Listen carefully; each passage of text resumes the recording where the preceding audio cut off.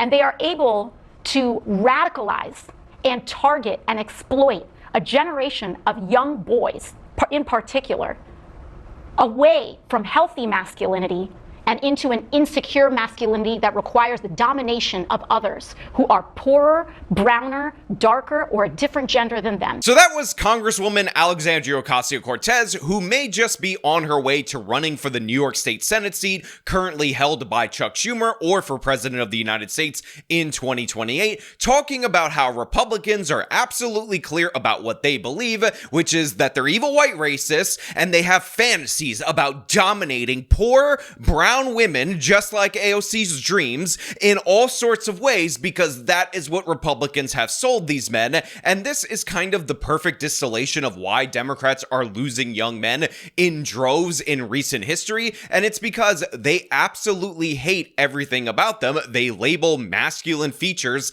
as toxic, expect you to subordinate yourselves to them. And again, they throw out weird, awkward, personal fantasies that they have about white men that honestly make people a little bit uncomfortable. Like, I'm a little bit weirded out about this, and considering there is a chance, albeit a small one, that Ocasio-Cortez will win the Democratic nomination and become our first female president, I don't think this is a good thing to have in office in order to confront all the male dictators around the world, that this is her personal fantasy. So this is what we're going to talk about. We're going to break this down, but before we do, I want to thank everybody who supports this channel via actualjusticewarrior.com/join. Give me the money. Give me the money.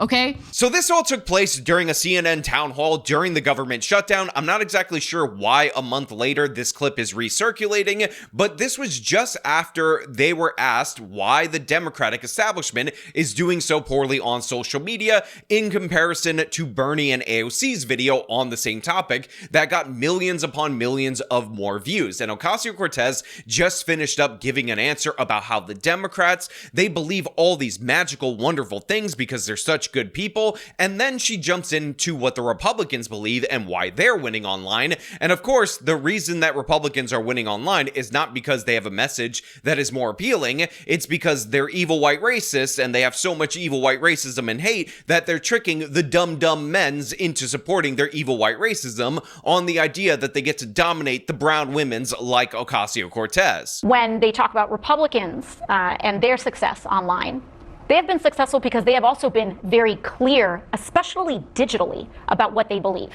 That women are inferior, that they do not deserve equal rights, that they believe that LGBTQ Americans are subhuman, that they believe and are circulating disgusting racial and white supremacist messaging that they are able to get away with digitally and online. So there's this myth that is often pushed by progressives on the internet.com that the Ocasio-Cortez, Bernie Sanders, Justice Democrat wing of the party isn't the portion of the party that is pushing all the woke stuff. In fact, that's the establishment Democrats. They're pushing the culture war as a mechanism in order to distract you from the economic issues, from the class struggle, from going after the elites, because they want to water down the issues and get you away from the things that really matter. But in reality, what we see right here is Bernie Sanders right next to AOC while she is attacking most of the electorate. And I say most because guess what? They recently voted in overwhelming numbers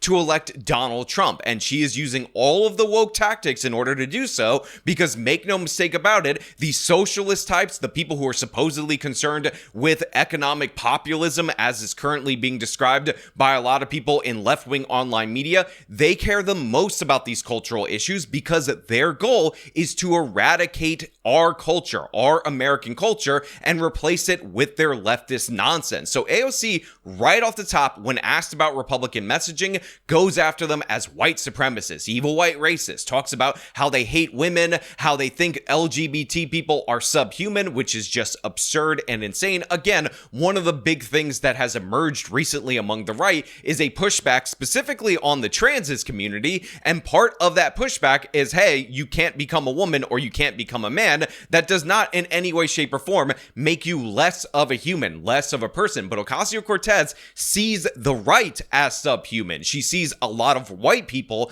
as subhuman. So what's happening right here is she's projecting her own hatred into the hearts of people who oppose her, because she can't actually believe that people are coming to different conclusions based on information, and that's how the country is supposed to operate. She has to believe that one side is evil. And by the way, this is one of the things that makes socialists so dangerous. This is why when they get into power, when they actually have full control, one of the first things they do is start mass killing people that disagree with them. And again, you could see the venom in her eyes. You could see the fact that she truly believes that you and your beliefs are in fact evil. And this is from a woman who pretends that she was trying to appeal to the voters in her district that went for Trump and for her. But in reality, she can't stand those people who are guilty of wrongthink. Make no mistake about it. And by the way, Bernie Sanders right there, supposedly not woke at all, focused on the economic populism. The woke stuff is just a distraction from the Democratic establishment, just nodding along, just in agreement, because we all know they all support the same garbage. That they believe and are circulating disgusting racial and white supremacist messaging that they are able to get away with digitally and online. Now, I also want to point out that Ocasio-Cortez is talking about the right's success digitally and how it's enabled online, and she's going to get into this a little bit later, but make no mistake about it, those are calls for censorship. She wants the internet to go back to the way it was when she was able to rise to power, when she had not only online support, but then that translated to mainstream media support and all these different various people promoting her and basically boosting her up artificially. She wants that era. And if you criticized her a little bit too harsh, if you put out stuff that she deemed white supremacist and evil and toxically masculine, she wants you banned from the internet. She is an authoritarian through and through. Make no mistake about it. And they are able to radicalize and target and exploit a generation of young boys, in particular, away from healthy masculinity and into an insecure masculinity that requires the domination of others who are poorer, browner, darker, or a different gender than them. So this is the perfect, and I mean absolutely perfect image when they cut to the crowd to respond to what Ocasio-Cortez is doing. Remember, part of the question is why the left is doing so poorly online overall, why they're losing young men, and CNN ends up cutting to the crowd, and what do we see? A bunch of young women who, by the way, have by far and away become more radical left than young men have become radical right. But you see the look of these women. These are your single Democratic voters. You quite literally have somebody center frame with the nose ring, always an indicator, and the feminist problem glasses nodding along with this. So part of the reason why Democrats do so poorly with men, do so poorly with young men, is that they specifically talk about how much they hate young men to almost exclusively young women. They're always downplaying them. They're always degrading them. And think about how sick and disgusting this is. Ocasio-Cortez is telling you that the thing that makes young men disagree with her is that Republicans are playing on their white supremacy and their desire to dominate and subjugate browner, poorer women than them. And then you have a bunch of woke white ladies in the audience nodding along to this nonsense. Again, you want to vote for this? You want to back up Ocasio-Cortez? You want to sign your name on that campaign when the woman is showing absolute disdain for you? And by the way, the crowd not grimacing, the crowd not looking at her like she's crazy, even though what she's saying is crazy, they're nodding along. Also, I mean, do I need to play the clip of her fiance walking the dog while Alex Stein is like confronting her? AOC, my favorite big booty Latina. I love you, AOC. You're my favorite. She wants to kill babies, but she's still beautiful. You look very beautiful in that dress. You look very sexy. Look at that booty on AOC. That's my favorite big booty Latina. I want to do a little selfie. I love it. My favorite AOC. Nice to meet you, AOC. Look how sexy she looks in that dress. Look, I'm not saying I'm the most masculine guy just because I never shower or change my clothes, but I guarantee you, if you came up to me on the streets while I'm walking with my wife or my fiance, if it was a couple of years ago, or even when she was my girlfriend, and you started shouting things at her, I'm not going to prance in front of her and get out of the way of the scene with a little dog like Riley Roberts is right there. That is not going to happen. That's not how it's going to go down. you're going to have a problem. And again, I'm not somebody who's super confrontational who wants to fight each and every person, but I'm just telling you how it actually is, like what will actually go down in a situation like that. I'm not going to leave her behind. Bare minimum, I might not get into a physical altercation or anything of the sort, but I'm not going to abandon my lady in that moment right there so she could throw a little bit of a fit because I want to walk my little baby dog. Like, that's not going to happen. But Ocasio-Cortez thinks that you as a man should act like that in that situation, and no, I don't sign up for that. I don't agree with that.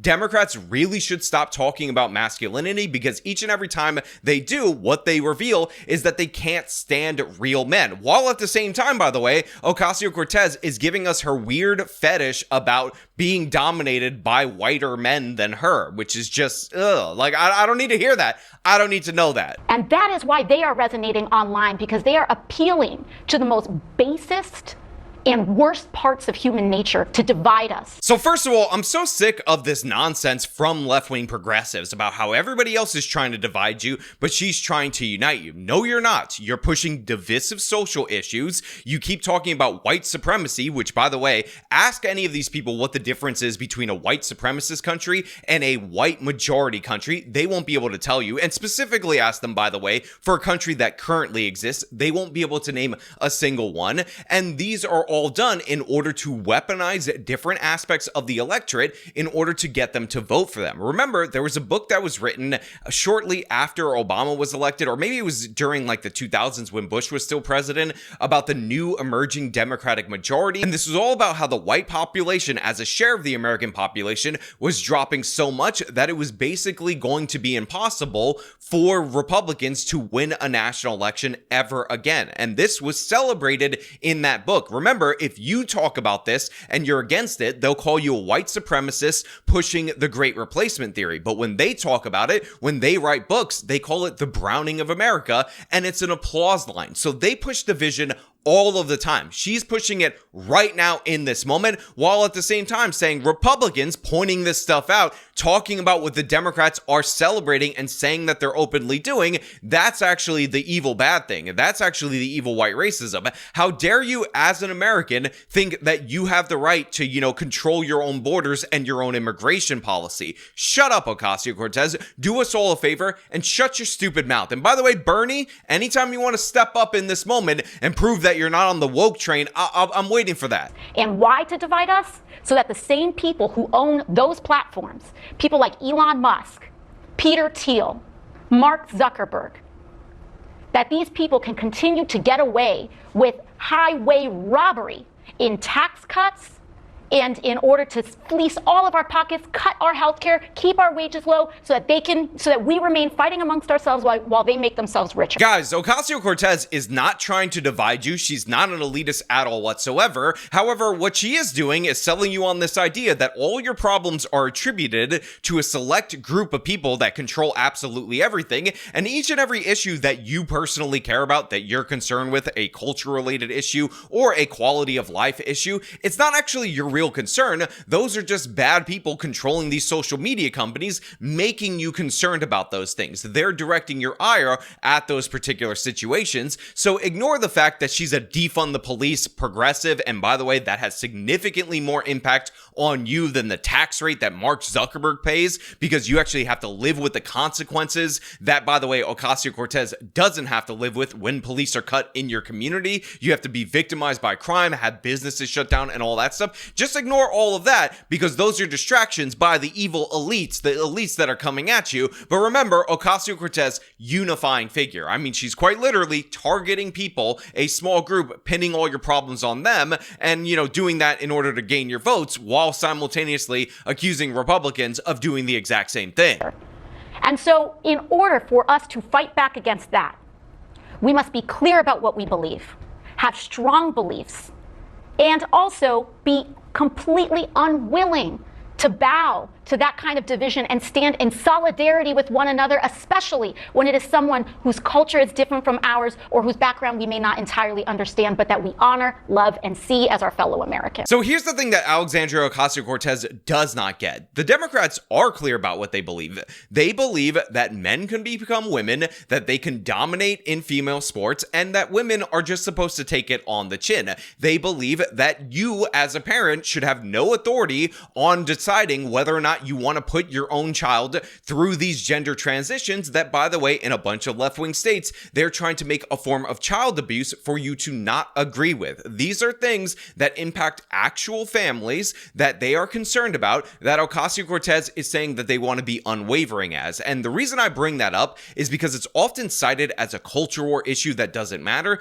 but fundamentally, who controls your family, which is the real issue at hand, absolutely does matter. They also believe that criminals are innocent Beba and Joel Addins. This is why I make fun of them. Ocasio-Cortez is quite famous for saying that criminals are only stealing because they want bread for their families, and that is absurd and ridiculous. You, in the real world, have to deal with those consequences. Now, I'm not saying that there aren't broader economic issues that are definitely troubling, but the thing is, Ocasio-Cortez is on the wrong side of all those issues anyway. She's a socialist, basically an economic flat earther, and is guaranteed to make your lives worse in that regard. But at the same time, this idea that the culture war stuff doesn't really matter or it's just a distraction is absurd, insane, and asinine. Again, she wants us to divert to all these different other foreign cultures, especially ones that we don't understand, and there's a conversation about, assimilating to American culture. Again, these people are against the melting pot, as we discussed recently when we talked about the mayor of Dearborn. So yeah, the thing is, you're not unclear about what you believe. We know what you stand for. That is why we reject it wholeheartedly. But you know what? Those are just my thoughts. I want to know what you guys think about this down in the comments below. As per usual, if you like this video, show them by leaving a like, subscribe for more content, follow me on the social media, support me via support links in the description of this video. This has been me talking about Ocasio-Cortez, showing us who she really is. Till next time.